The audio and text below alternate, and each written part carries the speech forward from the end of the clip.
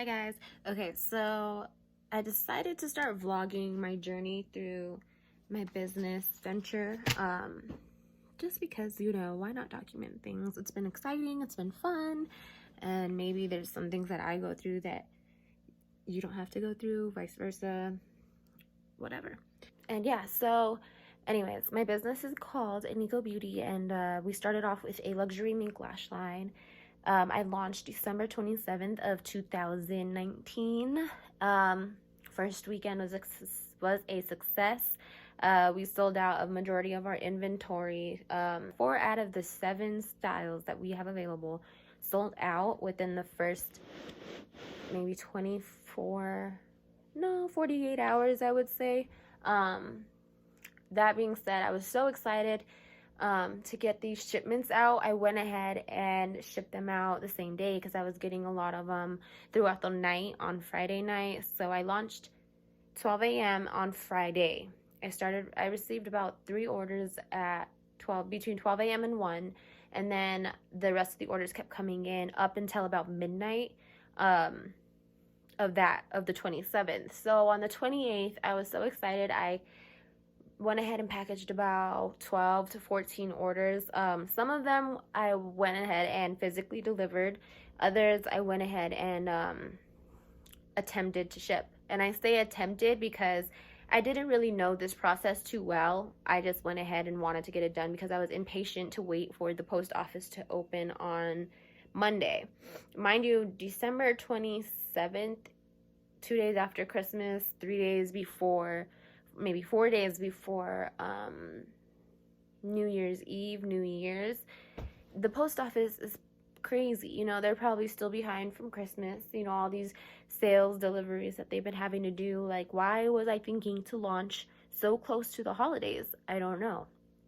Anyways, that being said, I went ahead and used a self-service machine that was available because the window with actual clerks at the post office was closed, being that it was a Saturday. So I went ahead and shipped through the machine. Okay, I did this. Didn't insert a returning address. Okay, mind you, the returning address would be my house. So I inserted the recipient's address, didn't put my address. I wrote their name on the envelope. And the way that this machine works is you can ship multiple and it'll give you a receipt for all of them, but none of these individual packages have tracking numbers. So I was just, hey, here's this, hoping it gets to them. It said the expected date for these people to receive these lashes were on the 30th. So this was 2 days after I had shipped them, which was Monday. The Monday before New Year's, because New Year's Eve was Tuesday? Not sure. New Year's Eve was Tuesday. Yes, because it was open. So the post office was definitely closed on Wednesday, New Year's Day. So being that my packages were supposed to get to the people on Monday the 30th, and I hadn't seen like anybody, posting about it, because usually when people receive packages, they post, they're so excited, they're like, I can't wait to try, and they'll tag me in something, but I wasn't receiving anything on my end through Nikole Lash's Instagram. So at that point, I was like, what the heck's going on? So I go ahead and I head to the post office on Tuesday, the 31st, because I was like, all right, they were supposed to be there yesterday, the 30th. They weren't there. So let me go see what's up. I go, and the guy was like, well, due to the holidays, it's going to be a delayed shipment. And even though you didn't add a returning address, as long as the address that you put for the recipient is correct, they should still get their package. And I was like, okay, bet. I was so relieved after that. I was stressing. I was really stressing. I went into the New Year stressing about my packages not getting there, and the whole time I was thinking, that's 8 packages. Okay, at least there was about 4 of them with 2 pairs of lashes, 1 of them with 4 pairs of lashes. I was calculating how many pairs of lashes in my head I would have to basically ship out again for free for these people, because I didn't want them to think that I had just taken their money purposely, or they were going to have to wait. So I was prepared to ship out the same amount. So I believe it was maybe 14 pairs of lashes to these 8 people by Sunday, because I was so scared and I did not want them to seem like to think that I scammed them in any way. So I was prepared to do that, and then I went ahead and drafted a message, and I was like, hey, it came to my awareness that you haven't received your package yet. I went ahead and talked to the rep at the post office, and he informed me that because of the holidays, shipment will be a little bit delayed, but if you don't get your package by so-and-so date, please let me know. But for the inconvenience of it being so delayed, please accept this coupon code. I gave them a percentage off, and then I also offered free shipping. This is me not being proactive and just working off of the worst possible situation, because instead of reaching out to certain people first, instead of being like, hey, have you received your package, not saying it's mandatory that you have to make a post and shout me out when you receive your stuff, but usually people do. Instead of reaching out to people like that, I went ahead and sent them a discount code and free shipping before, and then people were responding to this message. Like, I got maybe 3 responses from this message from the 8 people that I sent it to, and they were like, hey, I actually did receive my package, but thank you so much for the discount. So at this point, I'm like, okay, well, I'll bet you received your package. What a relief.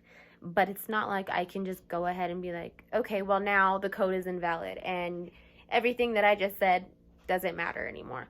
No, so I was just like, okay, well, for the inconvenience on my end and, unprofessionalism, because I should have had that shit on lock. I should have had tracking codes. I should have had this. Now I have to take a fall and make sure that these people get 100% satisfaction in my business. I went ahead and said that the code is valid anyway.